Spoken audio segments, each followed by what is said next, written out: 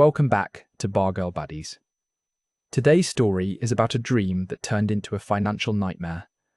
And if you've ever scrolled through social media late at night fantasizing about escaping your 9 to 5 and running a beach bar in paradise, you need to hear this. Because Marcus Chen thought he'd found his ticket to financial freedom when he bought a bar in Pattaya. He crunched the numbers, did his research, and took the leap. But within 6 months, his business partner had disappeared with everything, and Marcus was left holding nothing but expensive lessons and a mountain of debt. He's 29 years old, from Vancouver, Canada, and he's going to tell you exactly how a smart guy with good intentions lost over $180,000 chasing a dream that was designed to fail from the start. Before we dive in, do me a favor, drop a comment and let me know where you're watching from. And if you've ever been tempted by a business opportunity abroad, or if you know someone who has, hit that subscribe button. Trust me, you'll want to hear how this unfolds. Alright, let's get into Marcus's story, starting from the moment he realized his life in Canada had become unbearable. My name is Marcus Chen, and I need to tell you about the worst financial decision of my life. Not because I'm looking for sympathy, but because if I can stop even one person from making the same mistakes I did, then maybe losing everything wasn't completely pointless. It started in Vancouver, in a basement suite that cost me $2,400 a month, and had windows so small I could barely tell if it was day or night. I was 28 years old, working as a project manager at a tech startup that kept promising we were 6 months away from our big break. Spoiler alert, we were always 6 months away. I'd been there for 3 years, watching the same cycle repeat. The founders would get excited about a new pivot. We'd work 80-hour weeks to build it, and then nothing would happen. Meanwhile, I was watching my friends from university buy condos, get married, take actual vacations. I was stuck in this weird limbo where I made decent money on paper, about $75,000 a year, but after taxes and rent and student loans, I was basically treading water. The thing about burnout is that it doesn't hit you all at once. It's more like a slow leak. You start drinking more coffee to get through the day. You stop calling your parents back because you don't have the energy to pretend everything's fine. You eat garbage because cooking feels like too much effort.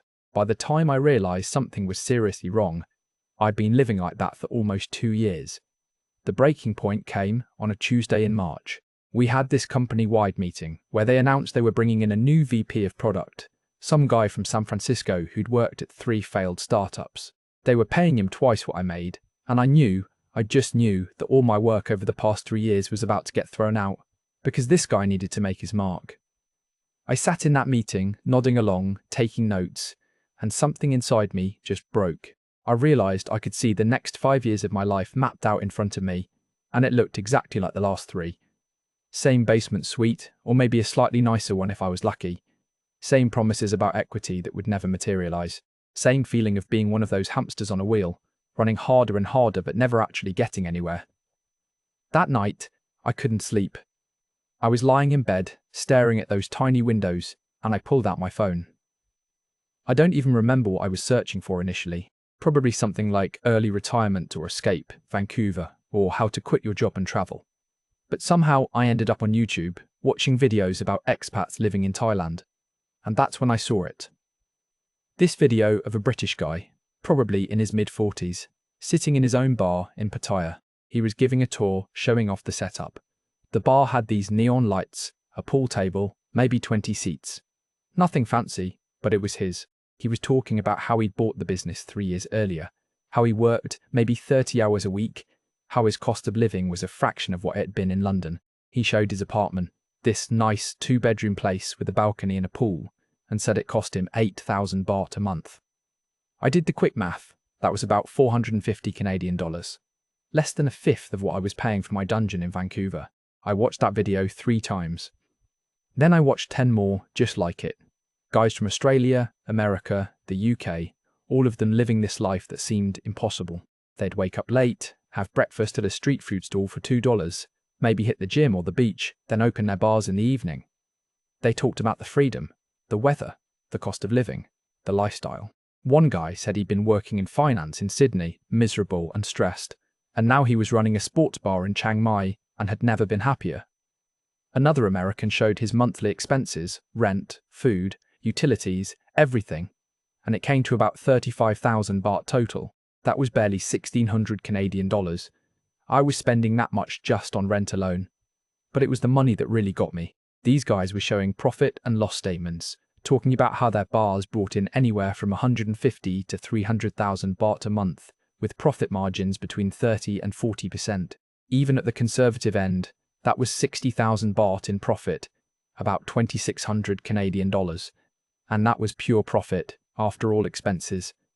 I was making 75,000 Canadian a year, which worked out to about 6,200 a month before taxes.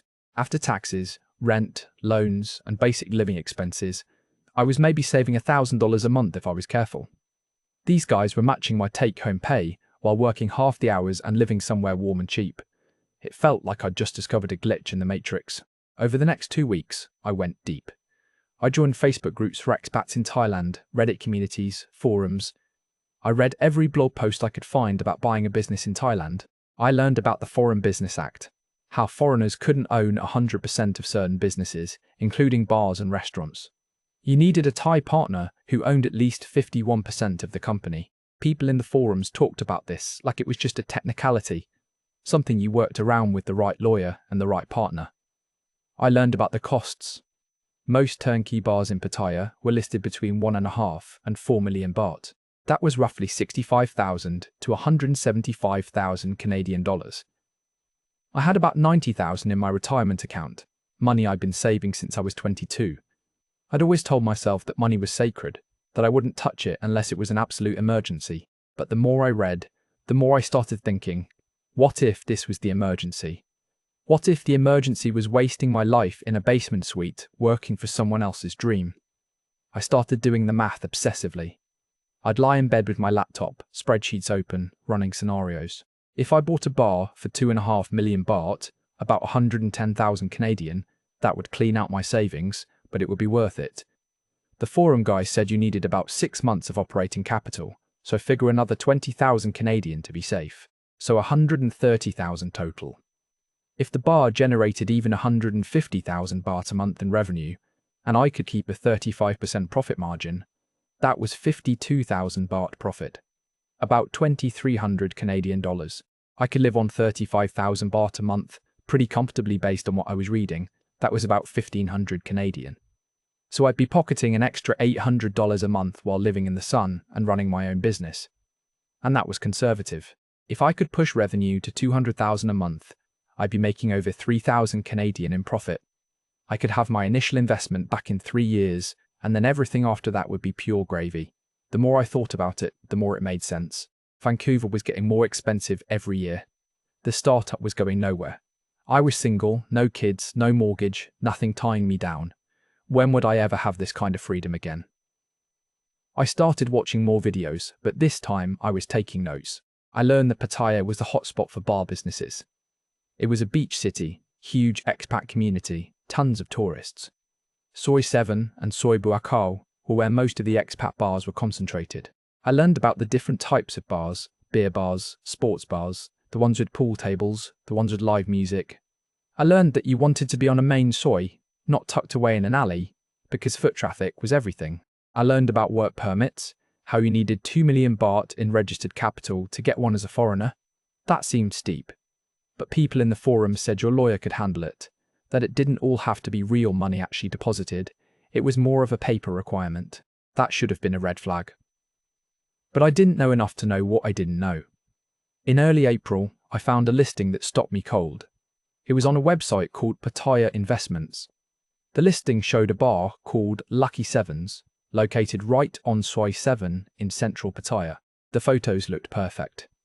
It was a corner unit, so you got foot traffic from 2 directions. The bar itself was gorgeous. All dark wood and brass fixtures, with about 15 seats at the bar, and another dozen tables scattered around. There were 4 big flat-screen TVs for sports, a pool table in the back, and a small stage area that the current owner said was great for live music or just decorations. The listing said the business had been operating successfully for 4 years, that it was fully licensed, fully equipped, and currently turning a profit. The owner was selling because he was retiring and moving back to Australia. He was asking 2.5 million baht, about 110,000 Canadian, and he said the average monthly revenue was 200,000 baht with a 40% profit margin. He even included 3 months of financial statements as proof. The numbers looked incredible. March had done $215,000 in revenue with expenses of $120,000, so $95,000 profit. That was over 4,000 Canadian dollars in a single month. Even if those numbers were inflated and the real profit was half that, it was still better than what I was doing in Vancouver. I saved the listing and looked at it every day for a week. I showed it to my roommate who thought I was insane. I showed it to my sister who told me I was having a quarter-life crisis and needed therapy, not a bar in Thailand.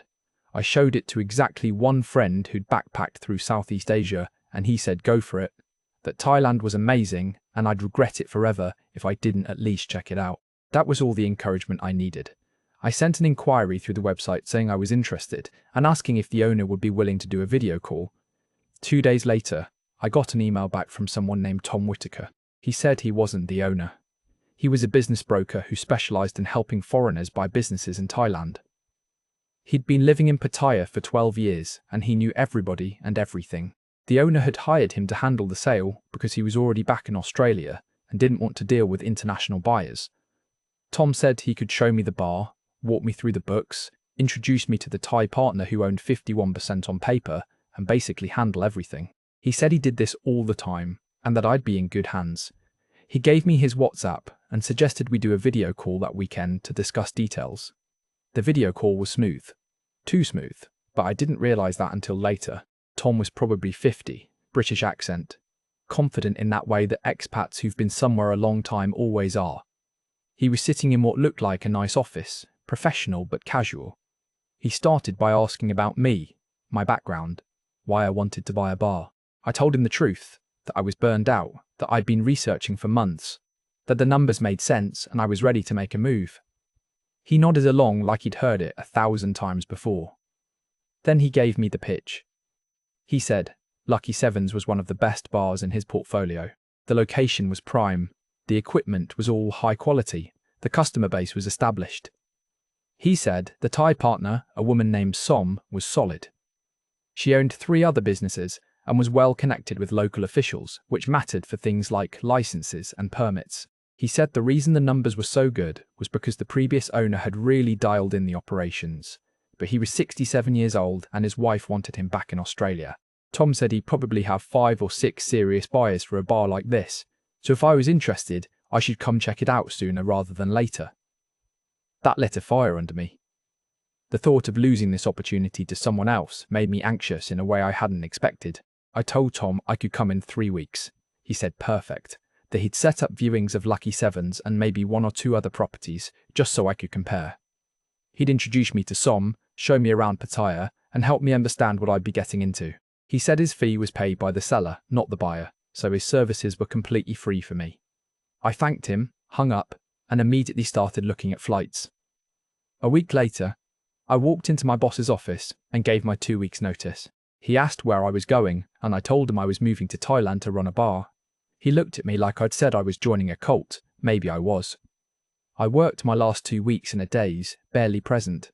I sold most of my stuff, put the rest in storage at my parents' place. I said goodbye to Vancouver on a rainy morning in late April, which felt appropriate. 12 hours later, I landed in Bangkok, and another 2 hours after that, I was in a taxi heading to Pattaya, watching the Thai countryside blur past a window, feeling more alive than I had in years.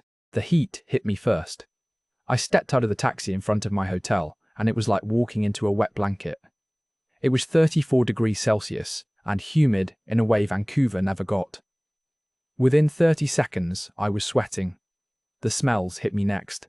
Street food, exhaust fumes, something sweet I couldn't identify, all mixed together. The sounds were overwhelming, motorcycles everywhere. Thai pop music blasting from a bar across the street, someone yelling in a language I didn't understand. I checked into my hotel, a mid-range place Tom had recommended on Soi Buah Hao, and collapsed on the bed. I barely slept on the flight and jet lag was hitting me hard. But I was too wired to sleep. I was really here. I'd actually done it.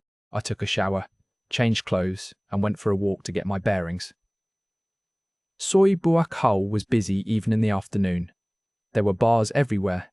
Every third storefront was either a bar, a restaurant, or a massage place. I saw other foreigners, mostly older guys, sitting in open-air bars drinking beer and watching sports.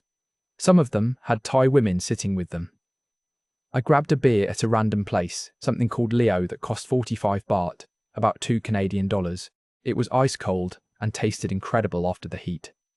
The bartender was a young Thai woman who spoke decent English. I asked her if she liked working there, and she smiled and said it was okay. Good tips from the Farangs. I learned later that Farang meant foreigner. I sat there for an hour, drinking my $2 beer, watching the controlled chaos of Pattaya and thinking this was it. This was where I was going to build my new life. I met Tom the next morning at a coffee shop. He looked exactly like he had on video, shorts and a polo shirt, tanned, relaxed. We shook hands and he said, "Welcome to paradise, mate." He asked how I was adjusting and I told him it was intense but exciting.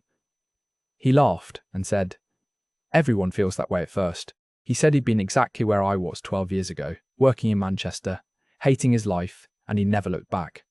We talked for a bit about the city, where to eat, what to avoid, general expat advice. Then he said, "Let's go see your bar." We walked about 10 minutes to Soi 7. It was mid-morning, so most of the bars were still closed, but you could see the potential. This was clearly a major nightlife area. Tom stopped in front of a corner unit with a big sign that said, "Lucky Sevens" in red neon letters. The shutters were down, but through the windows I could see the interior. It looked even better than the photos. Tom knocked on a side door and a Thai woman opened it.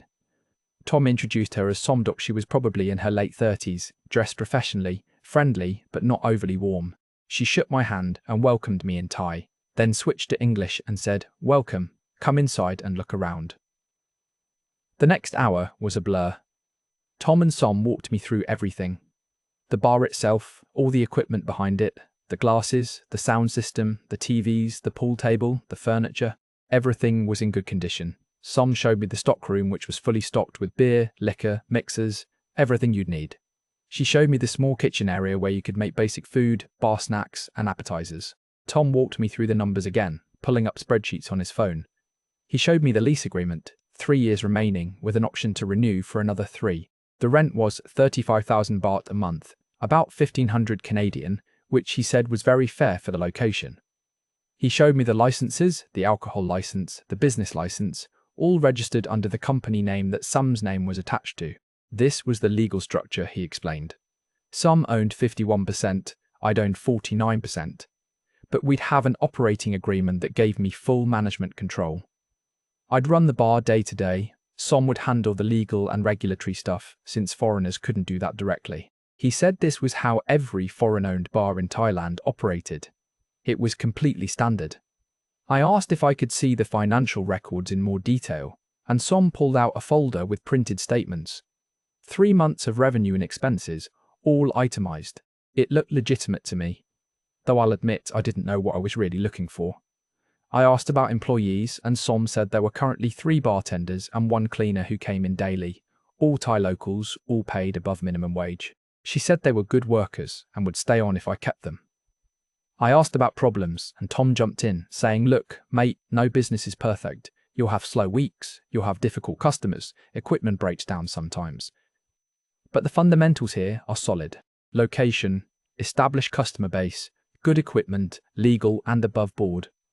This is as turnkey as it gets." I walked around the bar again, imagining myself here, behind that bar, pulling beers, chatting with customers, watching football on those screens. It felt real. It felt possible. Tom and Som excused themselves for a moment to take a phone call outside, and I stood there alone in Lucky Sevens, my heart pounding. This was it. This was the moment. I could walk away, go back to Vancouver, go back to my basement suite and my dying startup. Or I could take the leap.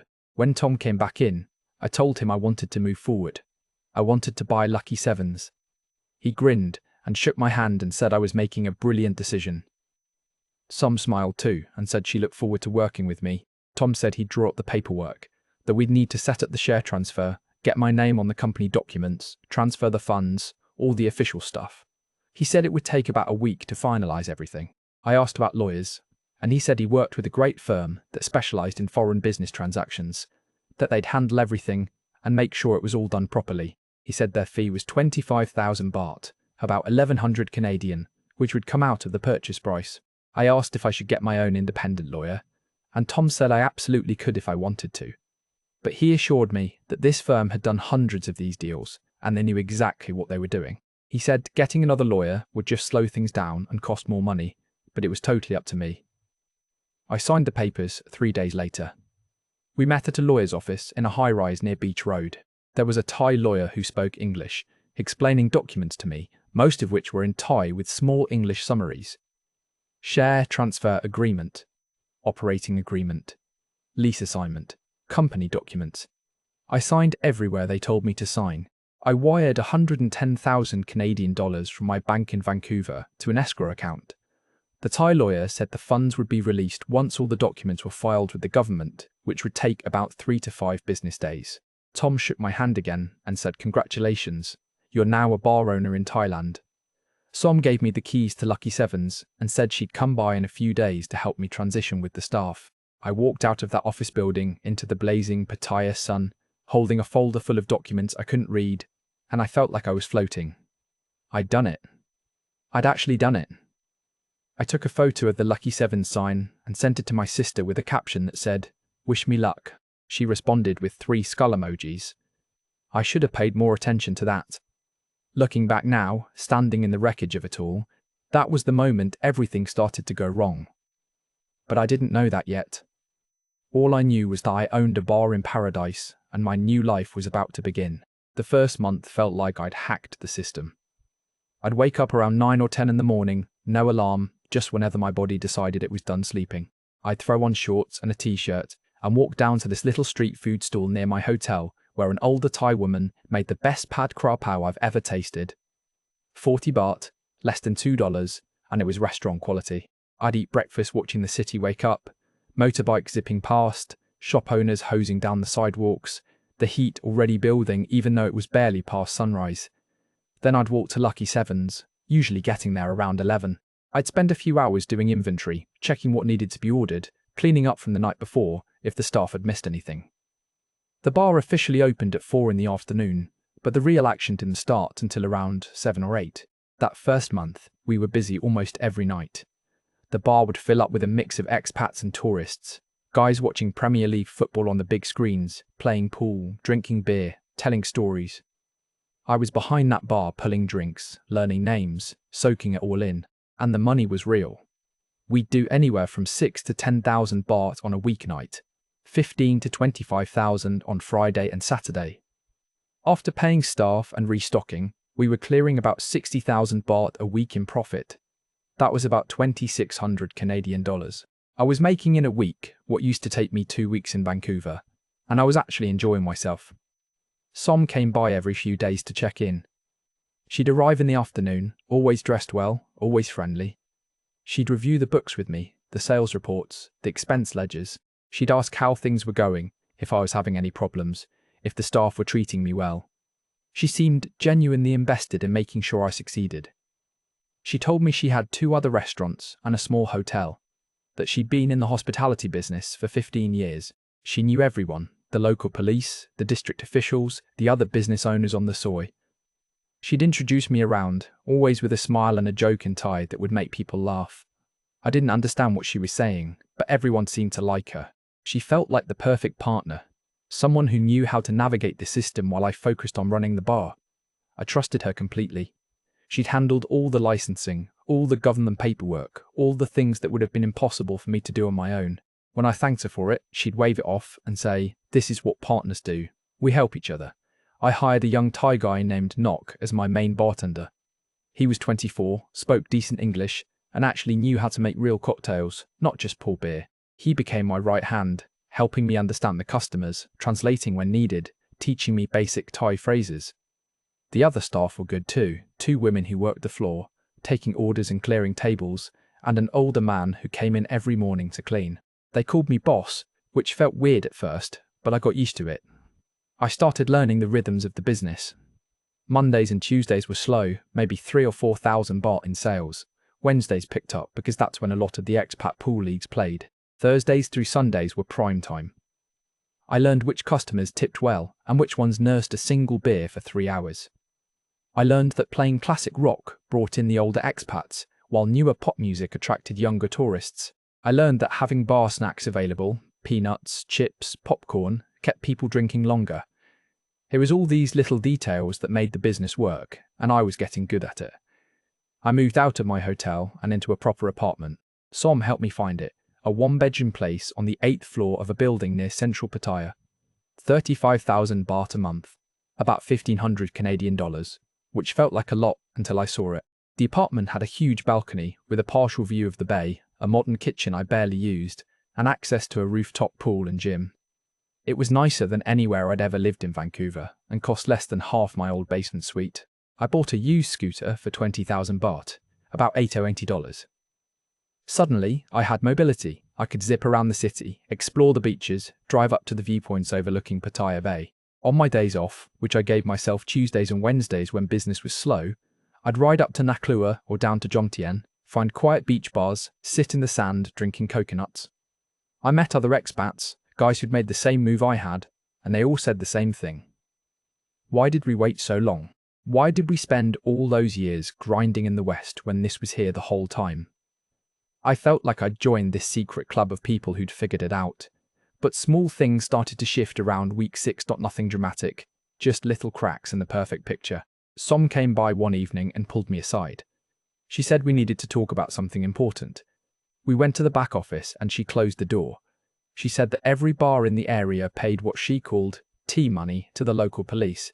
It was basically protection money, an unofficial tax to make sure you didn't get hassled with inspections or surprise license checks.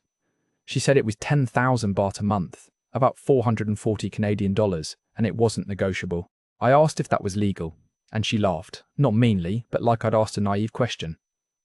She said legal and practical were two different things in Thailand. She said every business owner paid it, that it was just part of operating costs, and that if we didn't pay, we'd have problems. She'd already made the first payment on my behalf, but going forward, it would come out of the bar's monthly expenses. I didn't love it, but what was I going to do? I was too far in to start making waves. The next week, she mentioned another fee I hadn't budgeted for. She called it neighbourhood money, paid to what she vaguely described as local community organisers. Another 5,000 baht a month. Then there were the licence renewal fees, which were apparently annual and ran about 25,000 baht, and the fire safety inspection, which required a small donation to ensure we passed.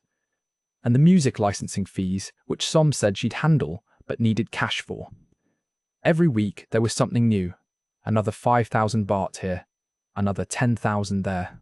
None of it was enormous on its own, but it added up fast. Suddenly, my 60,000 baht a week in profit was more like 40,000, once all these extras were paid. That was still good money, about 7,500 Canadian a month, but it wasn't the numbers I'd been promised. When I asked Tom about it, he said this was all normal, that operating costs in Thailand could be tricky and you had to trust your Thai partner to handle the relationship side. He said Som was protecting me from much bigger problems by keeping everyone happy. The staff situation got weird in month 3. Nok, my good bartender, came to me one day and said he was giving his 2 weeks' notice. He'd gotten an offer at a hotel bar in Jomtien that paid better. I was bummed, but I understood. I asked him to help me train his replacement before he left. The next day, Som showed up with her nephew, a guy named Tong, who she said was experienced and reliable. Nok trained him for a week, but I could tell something was off. Tong was slow. He didn't know cocktails. He was awkward with customers. After Nok left, Tong got worse. He'd show up late, mix drinks wrong, give attitude when I corrected him. I wanted to fire him, but Som said we should give him more time. That family was important in Thai culture, and it would look bad if I let him go. One of the floor staff quit shortly after, and Som replaced her with her cousin. Then the cleaner retired, and Som brought in her friend. Suddenly, I was managing a staff of people who were all connected to Som, and they knew it. If I pushed too hard on them showing up on time or doing their jobs properly, they'd complain to Som, and she'd smooth it over, but also gently suggest I needed to be more understanding of Thai culture. I felt like I was losing control of my own bar. My lifestyle was inflating too, which didn't help. I was making decent money and Thailand was cheap, so I started spending more freely. Instead of 40 baht street food, I was going to nice restaurants, 500 to 1,000 baht dinners, 20 to 45 Canadian dollars, which still felt like a bargain compared to Vancouver. I'd go out after closing the bar, hit other places on the strip, buy rounds for people I'd just met. I was dating, taking women out, trying to make connections, spending money on experiences. I bought nicer clothes, got a better phone, upgraded to a newer scooter. None of it was crazy spending, but it all added up. I was burning through about 50,000 baht a month on personal expenses, about 2,200 Canadian, which was manageable when the bar was doing well, but left me with almost no cushion for slow months. And there were slow months. April had been great because of Songkran, the Thai New Year festival, when everyone parties and tourists flood the city. May was solid. But June was rough. The weather got even hotter and wetter. It was the start of rainy season, and tourism dropped off a cliff. We'd have nights where we only did 3,000 baht in sales. By the end of June, our monthly profit was down to 120,000 baht total, about 5,300 Canadian. After paying my rent, my personal expenses, and setting aside money for slow periods, I was barely breaking even. That's when Som started seeming concerned. She'd look at the books and shake her head. She'd say we needed to think about ways to drive more traffic. She suggested renovations, updating the interior, maybe adding a small kitchen so we could do real food instead of just snacks. She said it would cost about 300,000 baht, roughly 13,000 Canadian dollars, but it would pay for itself in 6 months easy. She showed me photos of other bars that had done similar upgrades and were crushing it. I told her I didn't have 300,000 baht lying around, that I'd basically cleaned out my savings to buy the bar in the first place. She said she could front half if I could come up with the other half, that we'd structure it as a loan to the business and we'd pay ourselves back from future profits. I said I needed to think about it. But the pressure was building. I was 3 months in, and instead of everything getting easier, like I'd expected, it was getting more complicated and more expensive. I started drinking more, partially because I was stressed and partially because I was around alcohol constantly. I'd have a few beers while working, then a few more after we closed, sitting at my own bar with whoever was still around, talking shit and pretending everything was fine. I wasn't calling home much anymore. When my mom would call, I'd send it to voicemail and text her later saying I was busy, but everything was great. I couldn't admit that I was already starting to wonder if I'd made a terrible mistake. By month 5, July, I was in trouble. Tourism was at its absolute lowest because of rainy season. We'd have entire nights where we did less than 2,000 baht in sales, 1,500 baht for staff wages, another few hundred in utilities and small expenses, and we were actually losing money some days. Som kept pushing the renovation idea. She said now was the perfect time because business was slow anyway. We could close for a week, do the updates, and reopen stronger for high season in November. She'd found a contractor, gotten quotes, the whole thing. She said she'd secured financing for her half, 150,000 baht, and she just needed me to match it. I tried to push back, but she got frustrated. She said I needed to understand that running a business in Thailand required investment, that you couldn't just coast, that my lack of commitment was hurting both of us. She reminded me that she'd been in this business for 15 years, that she knew what worked, and that if I wanted to succeed, I needed to trust her judgment. I didn't have 150,000 baht, but I had credit. I had a Canadian credit card with a $20,000 limit that I'd barely touched. I also had some family I could ask. I called my sister and told her I needed to borrow money for a business expansion. She asked how much, and I said about 10,000 Canadian. She was silent for a long time and then said, "Marcus, are you okay? You sound stressed. Is everything really going well over there?" I lied. I told her everything was great, that this was just normal business stuff, that the bar was doing well, and this renovation would take it to the next level. She said she didn't have 10,000 to lend me, but she could do 5. I thanked her and promised I'd pay her back within 6 months. I put another 10,000 on my credit card and sent the money to Som. 22,000 Canadian dollars, which converted to just over 500,000 baht. She was thrilled. She said I wouldn't regret it, that this was going to transform the business. The renovation started in early August.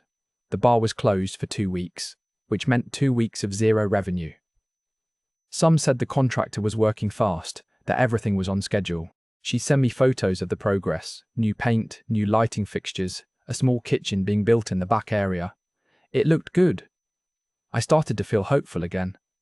Maybe this was the turning point. Maybe I just needed to trust the process. The bar reopened in late August, and it did look better. The fresh paint and new lighting made the whole place feel more modern. The kitchen meant we could offer actual meals, Thai food and Western bar food. which should have attracted more customers. Som had printed new menus and everything. But business didn't pick up the way she'd promised. We'd do slightly better than before, maybe an extra 1,000 baht a night on average, but nothing close to justifying the investment. September came and went, still slow season. By early October, I was panicking. I'd burned through all my remaining savings. I had 23,000 baht left in my Thai bank account, barely enough to cover 1 month of rent. My credit card was maxed out. I owed my sister 5,000 Canadian that I had no way to pay back, and the bar was still barely profitable. Som seemed unbothered. She said high season was coming, that November through February was when we'd make all our money, that I needed to be patient. But I was running out of patience and running out of money. Then, in mid-October, she came to me with another emergency. She said there was a problem with our alcohol license, that it was coming up for renewal and there were some complications with the paperwork. She said she needed to pay an expedite fee to make sure it went through without interruptions. Otherwise, we'd have to close until it was sorted out, which could take months. The fee was 200,000 baht, about 8,800 Canadian dollars. I looked at her like she was insane. I told her I didn't have 200,000 baht, that I was barely keeping my head above water. She got serious. She said, "Marcus, if we lose the alcohol license, we lose everything. We can't operate without it. The business is worthless without it." She said she'd already borrowed money for the renovations, that she couldn't take on more debt, that this had to come from my side. She said she'd pay me back as soon as we got through high season, but right now I needed to step up or we'd both lose everything. I felt trapped. I'd already invested 130,000 Canadian into this business between the initial purchase and the renovation. Walking away now meant losing all of it. If I could just get through the next few months to high season, maybe we could turn it around. I called my parents. I lied to them too. I told them there was an amazing investment opportunity, that I needed to move fast, that I'd pay them back with interest. My dad, who'd always been supportive even when he didn't understand my choices, agreed to wire me 25,000 Canadian dollars. I felt sick taking it, but I was desperate.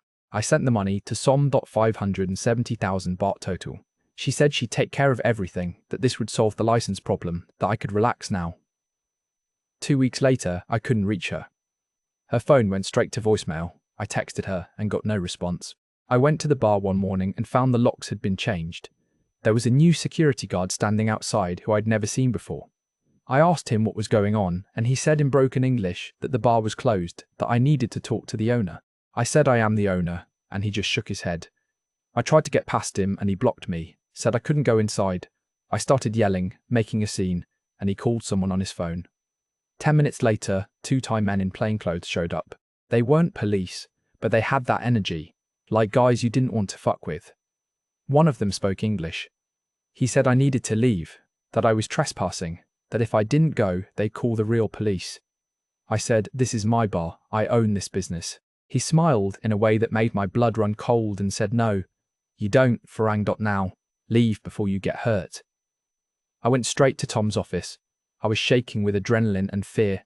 Tom's assistant said he wasn't available, but I pushed past her into his office. Tom looked up from his computer, annoyed. I told him what had happened, that Som had locked me out, that I couldn't reach her, that something was very wrong. He sighed like I was bothering him with something trivial. He said Som had contacted him yesterday, that there had been some kind of partnership dispute, that these things happen sometimes. He said he tried to mediate, but it sounded complicated. I asked him what the hell that meant, and he got defensive. He said he was a broker, not a lawyer, that the transaction had closed months ago and his job was done. He suggested I get a Thai lawyer to look at the company documents. I left his office feeling like I'd been punched in the stomach.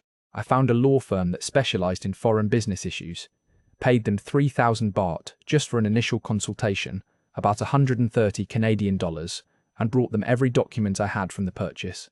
The lawyer, a Thai woman who'd studied in Australia and spoke perfect English, looked through everything for about 30 minutes. Then she looked up at me with something like pity in her eyes. She asked me if I'd had an independent lawyer review these documents before signing them. I said no, that Tom's lawyer had handled it. She nodded slowly. Then she explained what I'd actually bought. The company structure was fake. On paper, yes, my name appeared as owning 49% of shares, but Som had set up the company using nominee shareholders, Thai people who'd signed documents giving her complete control regardless of the share structure. The operating agreement I'd signed, the one that supposedly gave me management authority, was basically worthless. It wasn't enforceable under Thai law because it contradicted the actual company registration documents which listed Som as the sole director with full decision-making power. The alcohol license wasn't owned by the company at all. It was Som's personal license that she'd been allowing the business to use. She could revoke that at any time. The lease on the property was in her name, not the company's. I didn't own 49% of a business. I'd essentially given Som 110,000 Canadian dollars for permission to work in her bar, and then I'd given her another 50,000 Canadian dollars for renovations and fees that may or may not have been real.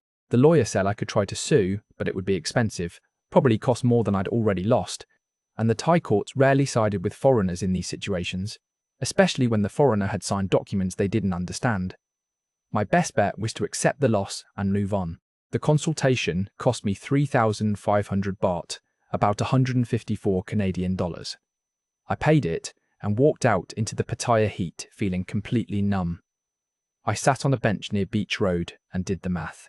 110,000 Canadian for the bar purchase, 22,000 for renovations, 25,000 for the license fee, legal consultation and other small expenses, another 3,000, total loss. 160,000 Canadian dollars.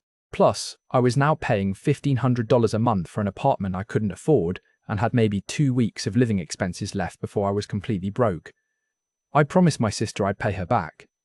I'd taken 25,000 from my parents under false pretenses. I had no business, no income, no plan. I pulled out my phone and looked at the last photo I'd taken of Lucky Sevens that first day when Tom had handed me the keys and I'd felt like I was on top of the world. The neon sign glowing red, Lucky Sevens. I started laughing, sitting there on that bench by myself, just laughing at the absurdity of it, Lucky Sevens. I'd gotten lucky lucky enough to lose everything I'd worked for in less than 6 months. Lucky enough to learn the most expensive lesson of my life. A couple walking past looked at me like I'd lost my mind. Maybe I had. I sat there until the sun started to set, watching the tourists stroll by, happy and oblivious, and I tried to figure out what the hell I was going to do next. I spent the next 2 weeks in a hostel in Jomtien, 25 baht a night for a bunk bed in a room with 5 other backpackers, about 11 Canadian dollars. It was all I could afford. I'd wake up to the sound of strangers snoring, pack my stuff into a locker, and spend the day walking around trying to figure out my next move. I couldn't afford to fly home yet. A one-way ticket to Vancouver was running about 30,000 baht, and I needed to keep what little money I had left for food and shelter until I could scrape together enough to leave. I was too ashamed to tell my parents what had really happened, too ashamed to tell my sister. I'd text them saying everything was fine, just dealing with some business complications, don't worry. But I was drowning. I'd lie in that hostel bunk at night, staring at the ceiling, running through everything in my mind over and over. Every decision, every warning sign I'd ignored, every moment I could have walked away but didn't. The worst part wasn't even the money, though that was devastating. The worst part was realizing how thoroughly I'd been played, how I'd been exactly the kind of mark that guys like Tom and women like Som looked for. One afternoon, I was sitting in a cheap cafe, making a 50 baht iced coffee last as long as possible, when I overheard 2 guys at the next table talking. They were both Western, one Australian and one American, and they were swapping stories about business deals in Thailand that had gone wrong. I couldn't help but eavesdrop. The Australian guy was saying he'd lost $80,000 on a restaurant deal in Bangkok, where his Thai partner had disappeared with all the equipment. The American had bought into a tour company in Chiang Mai and discovered 6 months later that the company didn't actually own any of the boats or vehicles they were using. They were all rented and the licenses were fake. I worked up the courage to introduce myself and told them my story. They both nodded like they'd heard it 100 times before. The Australian guy said there was actually a Facebook group for foreigners who'd been scammed in Thai business deals, that it had over 3,000 members. He showed me on his phone. It was called Thai Business Scam Survivors, and the posts were heartbreaking. Guy after guy, some women too, all telling basically the same story with minor variations. Bars, restaurants, hotels, tour companies, dive shops, all bought with life savings, all lost to Thai partners who'd engineered elaborate schemes to separate foreigners from their money. I joined the group and spent the next few days reading through years of posts. The pattern was so clear once you saw it laid out.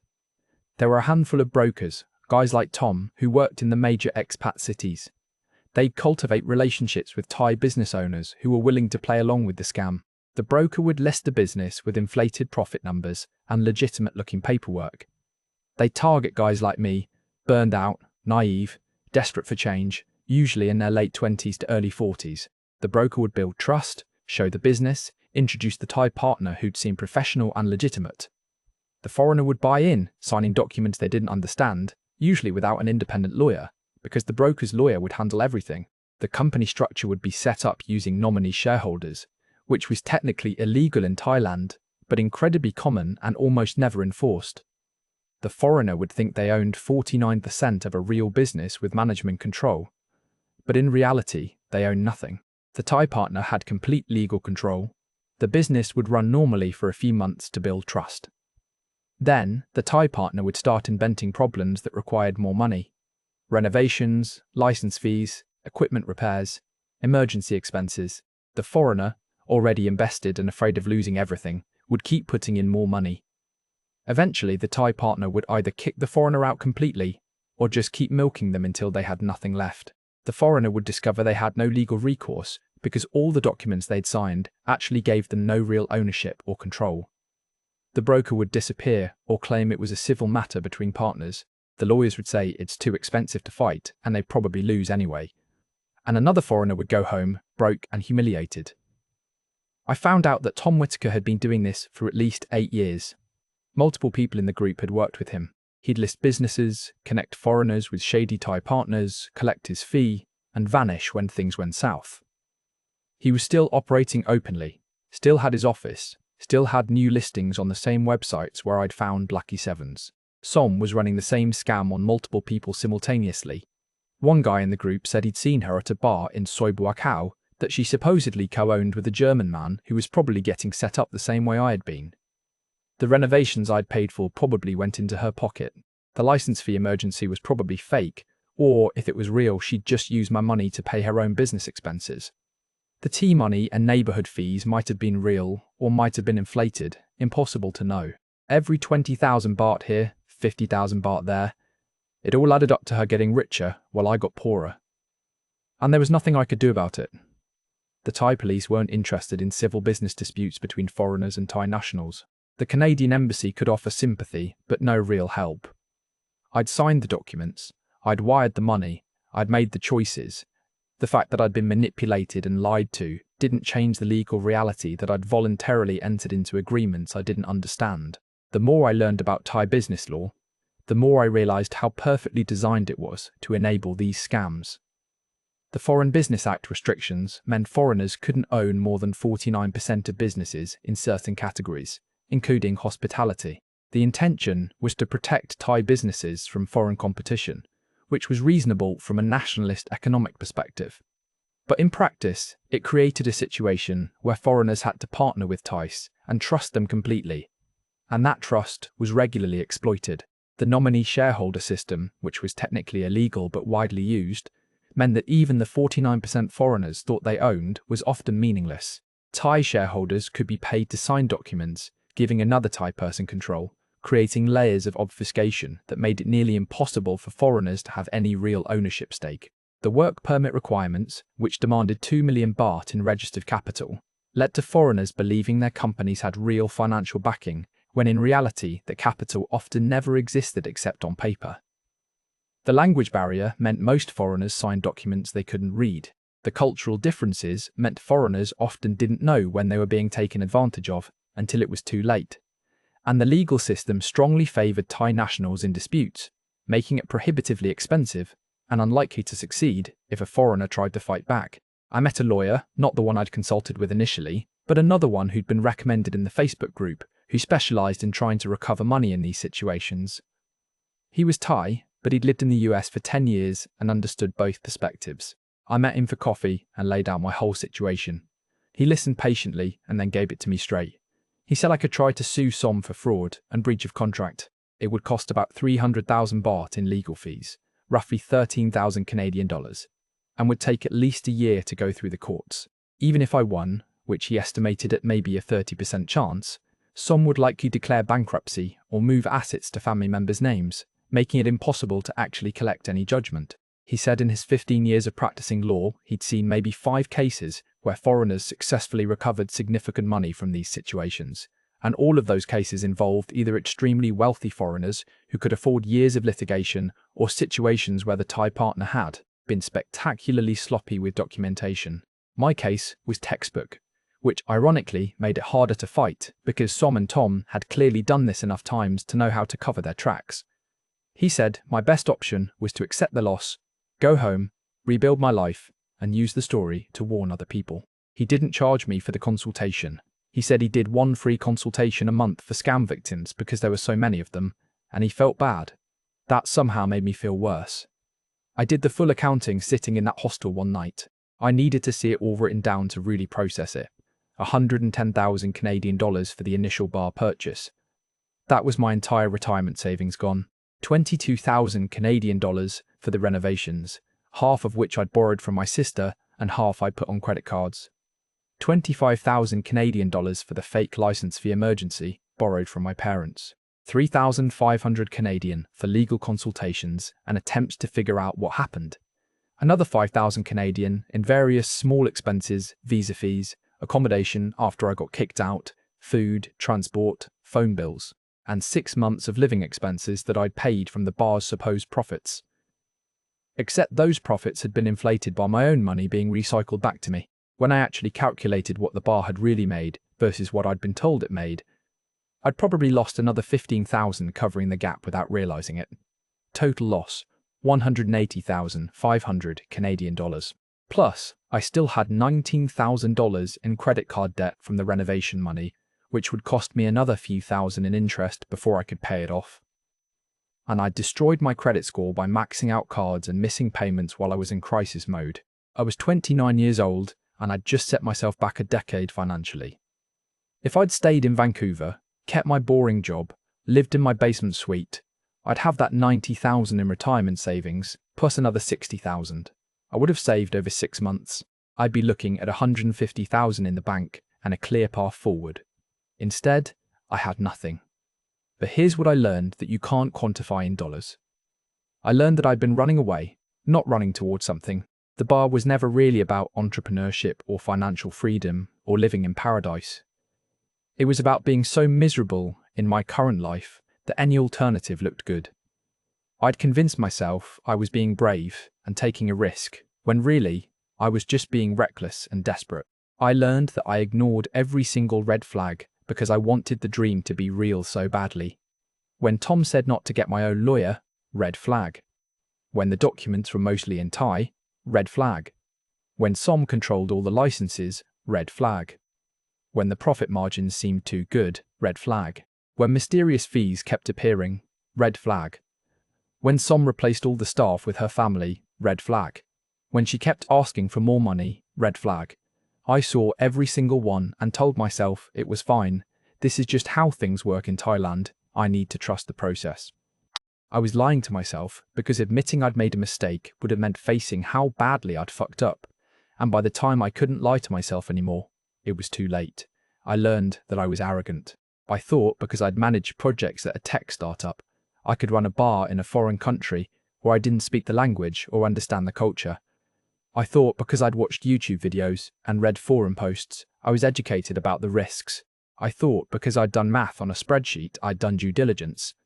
I was so confident in my own intelligence that I didn't see how thoroughly I was being manipulated by people who'd done this dozens of times before. I learned that shame is a powerful thing. I'd been texting my family and friends saying everything was great because I couldn't admit I'd made a catastrophic mistake. I'd posted photos on Instagram of sunsets and beaches, keeping up the appearance of living the dream, while internally I was panicking about money and losing control of the business. Even now, sitting in that hostel, I was still lying to my parents about what had happened because I couldn't handle their disappointment. I learned that the bar wasn't the problem. Thailand wasn't the problem. Som wasn't even really the problem. I was the problem. I made bad decisions based on bad information that I'd refused to verify. I trusted the wrong people for the wrong reasons. I spent money I didn't have on a dream I hadn't properly evaluated. Yes, I got scammed. Yes, Tom and Som were predatory and probably sociopathic. But I was the one who gave them the money. I was the one who signed the documents. I was the one who kept investing more even when everything told me to stop. I had to own that. The only thing that kept me from completely falling apart was knowing I wasn't alone. Reading those Facebook posts, talking to other guys who'd been through the same thing, it helped. We'd share stories, compare notes, try to figure out what went wrong. Some guys were bitter and angry, talking about how all Thais were scammers, how the whole country was corrupt. I didn't feel that way. Most Thai people I'd met were kind and honest. The staff at Lucky Sevens had been good to me before Som replaced them. My neighbours in my apartment building had been friendly. Random people on the street had helped me when I was lost or confused. This wasn't about Thailand being bad. This was about vulnerable foreigners being targeted by a small number of people who knew how to exploit the system. By mid-November, I'd scraped together enough money to buy a ticket home. I sold my scooter for 12,000 baht, about 800 Canadian. I sold my laptop and my phone for another 15,000 baht. I moved out of the hostel and spent my last 3 nights sleeping on the beach in Jomtien, which was uncomfortable but free. I looked at that beach where I'd sat 6 months earlier feeling like I'd figured out the secret to life, and I felt like a different person. That Marcus had been naive and arrogant and full of hope. This Marcus was broke and humbled and carrying knowledge he wished he didn't have. The night before my flight, I sat on the sand watching the sunset. The same sunset that had looked so magical in those YouTube videos, and I thought about what I'd tell myself if I could go back in time. Don't do it, obviously. But more than that, figure out why you want to do it. If you're running away from something, you need to deal with that first. If you're running towards something, make sure it's real. Spend 6 months in Thailand first, living here, understanding the culture, before you invest a single dollar. Hire an independent lawyer, not one recommended by the broker. Get everything translated into English. Verify every number, every claim, every document. Talk to other foreign business owners who've succeeded, not just the ones in the sales pitch videos. Budget for twice what you think you'll need. Accept that if you own 49% and your Thai partner owns 51%, you are not in control and you need to be okay with that or walk away. And if something seems too good to be true, it absolutely is. I landed in Vancouver on a cold November morning. My dad picked me up from the airport, and he knew something was wrong just by looking at me. I'd lost weight. I was tan but exhausted. I couldn't make eye contact. On the drive back to their house, I told him everything. He didn't say much, just listened. When I finished, he was quiet for a long time, and then he said, "Well, you're alive, and you're home, and that's what matters. We'll figure the rest out." I moved back into my childhood bedroom at 29 years old. I got a job waiting tables at a restaurant because I needed income immediately and nobody was going to hire me for a real position after a 6-month gap where I'd failed at running a bar. I started paying my parents back $200 a month, which at that rate would take me over 10 years. I called my sister and apologised and set up a payment plan with her too. I started chipping away at the credit card debt. It took me 8 months to feel like a functional human being again. A year before, I could talk about what happened without wanting to crawl into a hole. 18 months before I'd rebuilt enough savings to feel like I wasn't living on the edge of disaster. I'm 31 now. I'm back working in tech, different company, better pay, better work-life balance.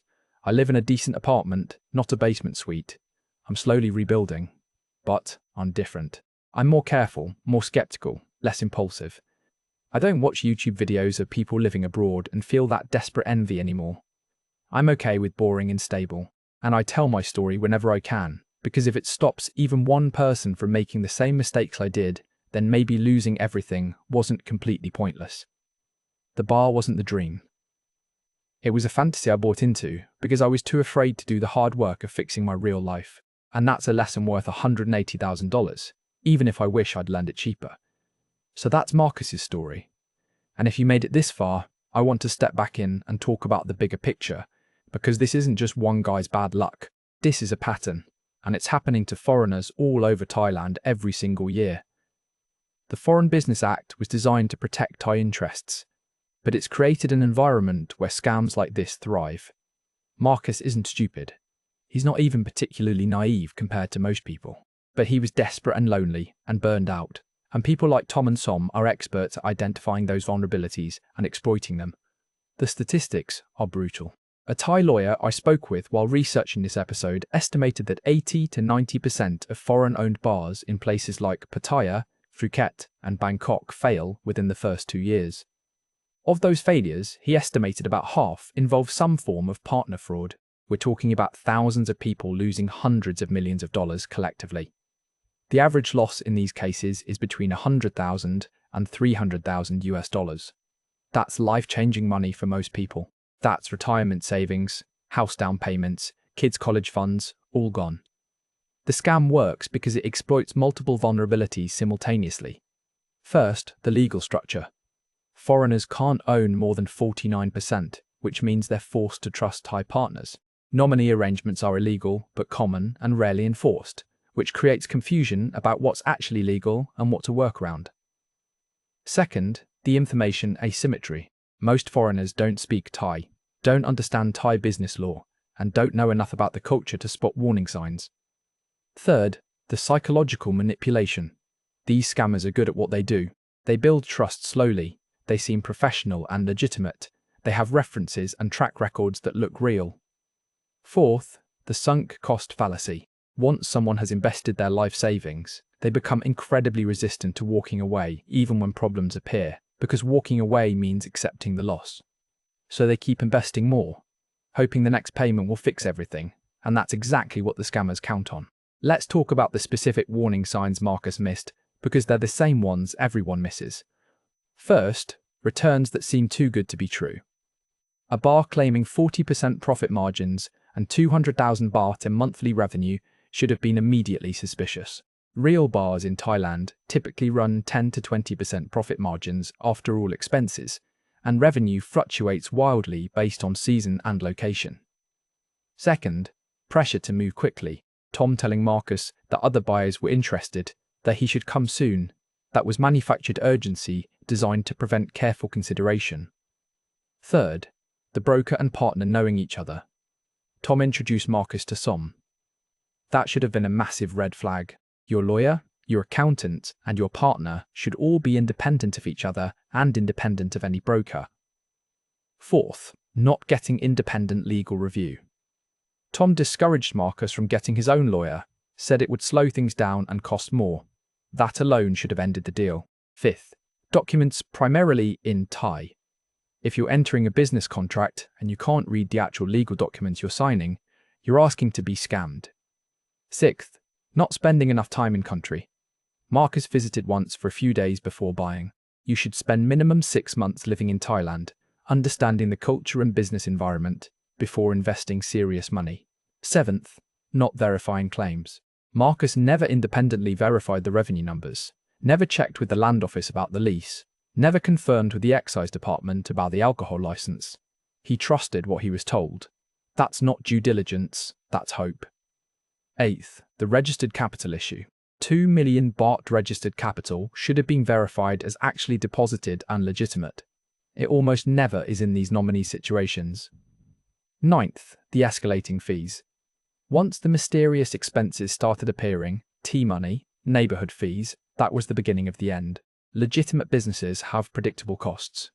If your partner keeps inventing emergencies that require cash, you're being scammed. 10th, loss of control. When Som replaced all the staff with her relatives, when she started making decisions without consulting Marcus, that was her establishing dominance in a real partnership that wouldn't fly. So how do you do this right if you're determined to buy a bar or restaurant in Thailand? First, live there for at least 6 months before investing anything. Rent an apartment, get a feel for the culture, make connections, understand how things actually work. Second, hire an independent Thai lawyer who specializes in foreign business transactions, not one recommended by the broker or seller. Pay them well and have them explain every single document in detail. Third, verify everything independently. Revenue numbers? Ask to see 3 years of tax returns and bank statements, not just printouts. Alcohol license. Go to the excise department yourself and verify it exists and who owns it. Lease. Go to the land office and check the registration. Registered capital. Verify the bank deposit. Fourth, never move fast. Take months to evaluate. Watch the business operate. Talk to neighboring business owners. Research the partner thoroughly. If anyone pressures you to speed up, walk away. Fifth, budget for twice what you think you'll need. If the bar costs $100,000, have $200,000 in liquid funds before you start. Most businesses take longer to become profitable than expected and cost more to run than projected. Sixth, accept the power dynamic. If your Thai partner owns 51%, they control the company. Full stop. You need to trust them completely or not do the deal. And trust shouldn't be built in a few weeks. It should be built over years. Seventh, start smaller. Instead of buying a business, maybe work in one first. Some bars will hire foreign managers. Get experience, make mistakes with someone else's money, learn the ropes. Eighth, join communities. Talk to foreigners who successfully run businesses in Thailand for 5 or 10 years. Ask them what they wish they'd known. Most will tell you it's harder than it looks and not worth it unless you're truly committed. But here's the fundamental truth, and this is what I want you to hear. If you're sitting wherever you are right now thinking about buying a bar in Thailand, ask yourself why. If it's because you hate your current life, that's a bad reason. Fix your current life first. If it's because you're lonely, that's a bad reason. Address your loneliness in healthier ways. If it's because you're running away from debt or relationship problems or career failures, that's a bad reason. Those problems follow you. The only good reason to buy a bar in Thailand is if you love hospitality, you love Thai culture, you're willing to spend years learning the language and the business environment, you have money you can afford to lose, and you understand that it's going to be harder and more expensive and less profit-able than you think. If that's you, then maybe it's worth considering. But if you think it's going to be easy money and beach sunsets and financial freedom, you're setting yourself up for exactly what happened to Marcus. The dream isn't wrong. Everyone deserves to pursue happiness and build a life they love.